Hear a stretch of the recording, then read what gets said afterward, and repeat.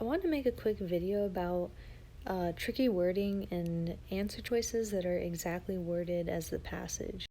The reason being is I hear from a lot of students kind of like the same thing.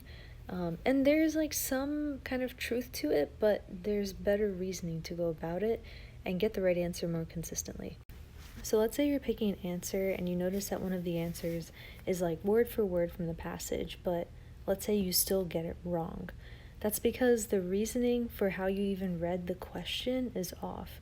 So that's a more reliable way to figure out which answer is right.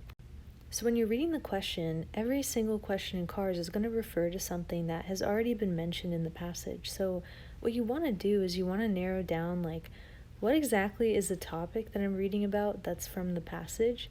So if it's not a main idea, like maybe it's some specific topic like Washington crossing the Delaware River, and then you have to figure out what paragraph that topic was mentioned in.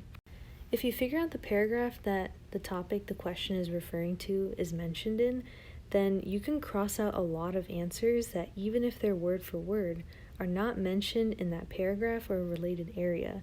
Because if you pick something from a completely different paragraph, just because the wording is in the passage, you can pick an answer that, yeah, it's in the passage, but it could be wrong because it's not what the question is looking for, and it's not in the context of like what the question is telling you to look at. So yeah, sometimes there are answers that are word for word. They try to trick you and, you want to cross those out, but the reasoning is not because the answer is word for word. It's because it might not be what the question is asking you to look at, like the topic or specific part of the passage it's asking you to pay attention to. Now, if the question is more like a main idea thing, like, oh, what was the author's argument or what was the central thesis, then you don't really need to look at anything super specific. This is more of in the case where they ask you about like a certain topic that was mentioned in a certain paragraph or certain line in the passage.